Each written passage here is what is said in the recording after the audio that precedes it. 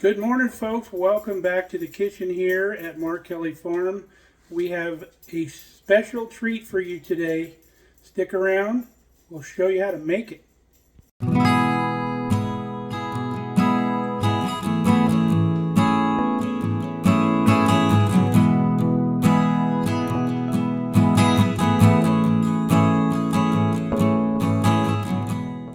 So what we are making for you today are a version of Portuguese donuts. They go by a couple different names. Some people call them Filhos. Some people call them Malasadas. The term Malasadas a lot of times comes from like the Hawaiian region, where that's where you find a lot of these. They're very, very popular. A lot of times they're stuffed with some types of cream or fruit or something like that.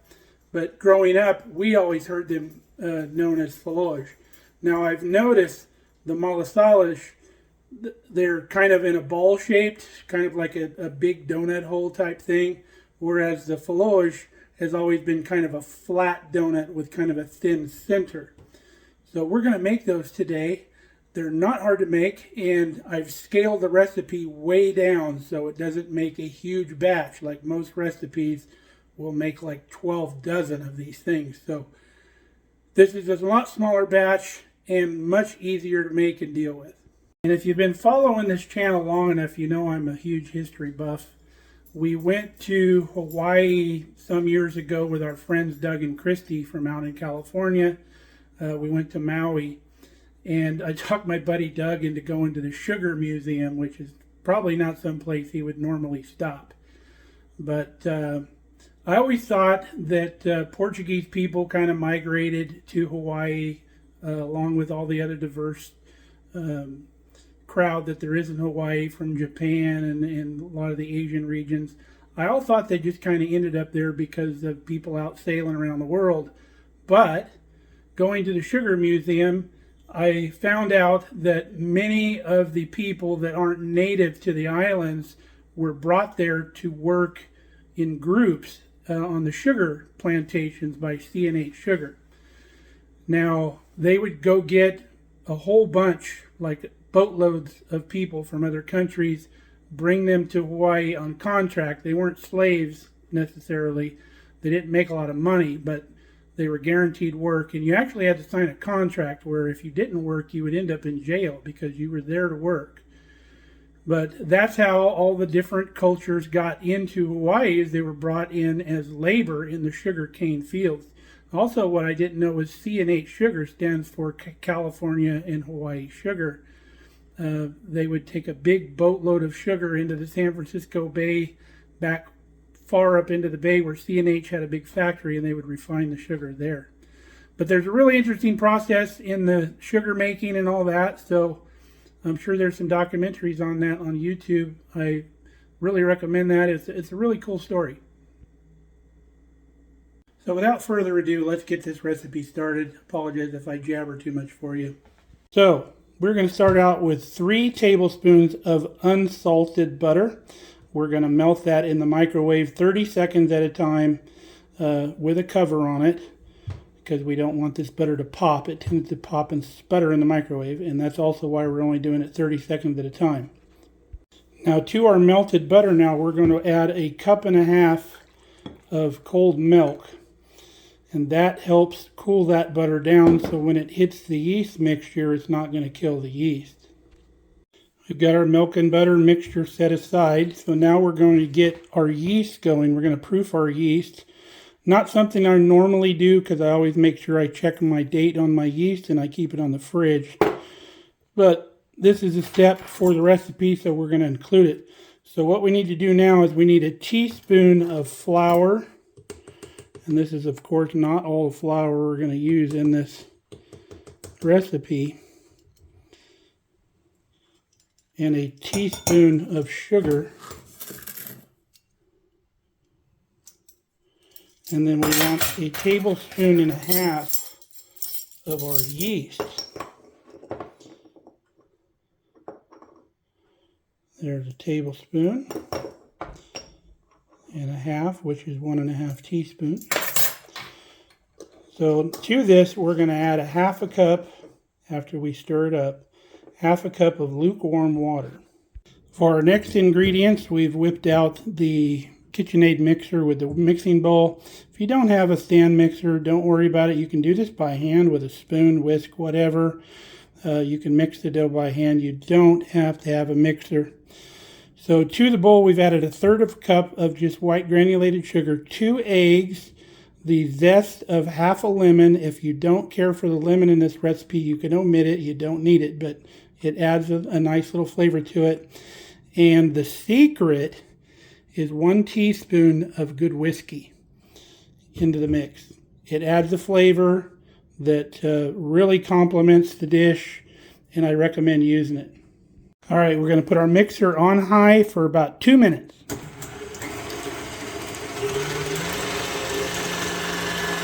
We've mixed it for 2 minutes, and now we're going to add our milk butter mixture. Put all of that in there. And we're going to mix that for about 30 seconds just on the stir mode, just to incorporate it. You can see our yeast is already frothed up. It's very active, so that's good. So now that this is combined, we're going to add our yeast mixture to the party. Looks like it's going to take 2 hands. After it's mixed for another 30 seconds after the yeast mixture, we're just going to turn this off and we'll start getting the dry ingredients, and we're going to switch to the dough hook on the mixer. So to our wet mixture, we have added 2 3/4 cup all-purpose flour. You turn the mixer on slow to start with, because you don't want to be slinging flour all over the place.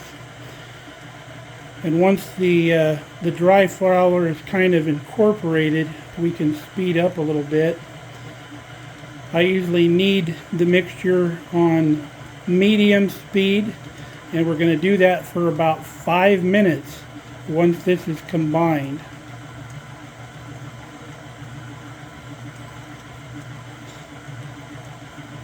We'll stop here in a second and we'll scrape the sides of the bowl down. Then we'll stir it some more, and then we'll get into our kneading. All right, we scraped the sides of the bowl down. Now we're going to knead for 5 minutes. All right, it's been 5 minutes. We're just going to scrape down the edges of our bowl. Now, even though this is a raised donut, because we got yeast in here, your batter is not going to be thick like a raised donut batter where you're going to cut them out with a cutter. This is going to be a little bit thicker, you can see, than pancake batter. And that's what you want. So we're going to cover this, and we're going to put this, I've heated our oven to where it's just warm. It's not hot, because we keep our house here really cold. Cover it. We're going to let this rest for 30 minutes. It's been 30 minutes, so we pulled it out of the oven. We're going to knead it again, just to where it breaks down a little bit, probably about a couple minutes. All right, we've got our kneading done. We scraped the bowl down again. We've loosely covered it with plastic wrap again. This goes back in our warm oven. We didn't have to reheat it again because it's still plenty warm in there. And this is going to let this rise till double. It's almost going to be to the top of this mixer bowl. Take right around an hour or so. Now, the majority of Portuguese people are Catholic. And in the Catholic religion, right around March and April, you have a period called Lent, which goes for 40 days. And they have to give up something for Lent. Most everybody gives up meat. And you have to give up this stuff. It's called fasting. You do it every day but Sunday. So right before Lent, which Lent starts on Ash Wednesday, the Tuesday before that is called Fat Tuesday, because that's where most people will eat up on the stuff that they're going to give up for Lent. And then a lot of times the Portuguese mothers would make the Filhos, these Portuguese donuts, as a treat right before people went into Lent. It's been an hour. You've seen our dough has risen clear to the top. So we've got our cooling rack out here on a cookie sheet. We've got our electric skillet because that's the best to fry in because it's got a thermostat that holds your heat and you don't have to worry about it. So we've got it set at 350 degrees. And when our light goes off over here, we'll be ready to fry. Now I'm going to make some malasadas with these because they're a lot easier to make. They're smaller. They're not such a big sugary bomb. When you eat them, you can just pop one in your mouth and be done with it. And they're a lot easier to make because you can just use a scooper. The Filhos is a little bit harder. We'll show you how to make those towards the end. But let's start getting some of these in. Just scoop you some dough out like that. Pop it in the oil. And it's a lot faster. They'll be kind of different sizes as you go. And 350 is a lower frying temp because you want these to cook all the way through. If you cook hotter, the outside will brown quicker and the inside may be a little doughy. But we'll probably get 5 of these in the pan. And we'll go with that for now. So we're going to let them brown on one side, then we'll flip them. We've got them flipped, so we're going to let them cook on the other side. Then we'll pull them out with our spider and put them on our draining rack over here. And then we'll wait for our light to turn off again. We'll throw some more in. Got our next batch in. These are a little more the size I wanted because it's easier to scoop with 2 hands. We can limit it just to a level scoop. So we've got 6 in them because they're a little bit smaller. Now, once these are drained really well and they're still warm, we put them in a bath of sugar over here, sugar coat them, and then put them over on the plate. But we're about ready to flip these. Got our second batch out, and while we're waiting for the oil to reheat, that's just about the right amount of time where you want to sugar coat them. So we've got them coated in sugar, and that's what they look like. Don't those look amazing? So we'll get our next batch in here in a minute. All right, we couldn't wait. Look how light and airy those things are on the inside. They're like a little fluffy cloud. Just absolutely beautiful in there. So we've got all of our malasadas made over here. Now I'm going to make a couple traditional filhos for you. So what you want to do is get some milk in a bowl because these are formed by hand.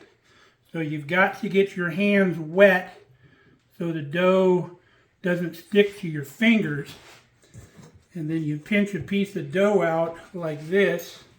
It's not an easy thing to do, but then you pull out the center like that and lay it in there. The center's nice and thin, so it cooks evenly.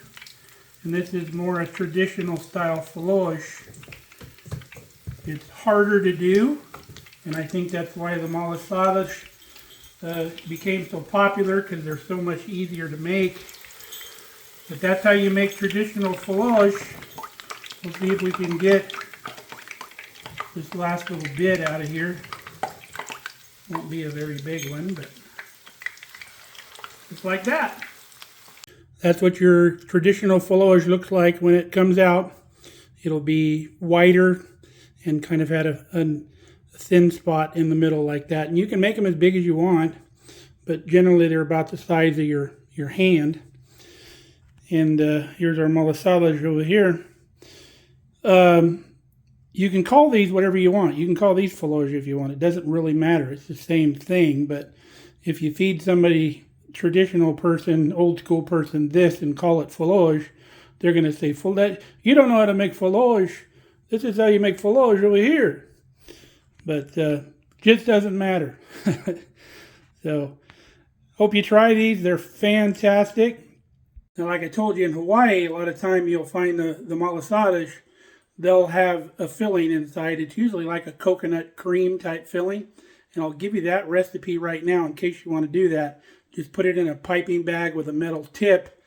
you'll run a spoon into the malasadas, move it around a little bit, kind of make a cavity on the inside, and then just with your piping bag, just squirt that into the center. Some people are lazy, just cut them in half, like they do the lazy cream puffs now, that they just cut them in half and like a cream puff sandwich. I don't like that, but that's how you do it.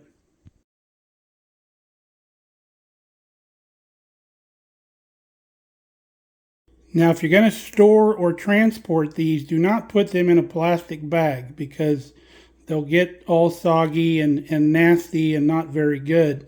Just like I told you when we did some other fried foods, anytime you want to store or transport fried food, put it in a brown paper bag like this, a little lunch bag, and that will keep the moisture from holding in there. They won't get all nasty. The bag will soak up a little bit of that extra grease, but you'll have a much better end product if you do that. So that's it. Super easy, especially if you just do it with the disher scoop. It's really, really doesn't take a lot of effort, and they're so good. It's going to be one of your new favorite dishes. Also, if you find that the dough is a little too thin to make a traditional filhos, like if you saw when I was making those, we were right on the border of being too thin, but we were able to get it done. You can always just kind of put a dusting of flour and mix it in real quick, make it a little bit thicker if you can't quite handle it. But good stuff. So until next time, stay safe, stay healthy. We love you guys. We'll see you around.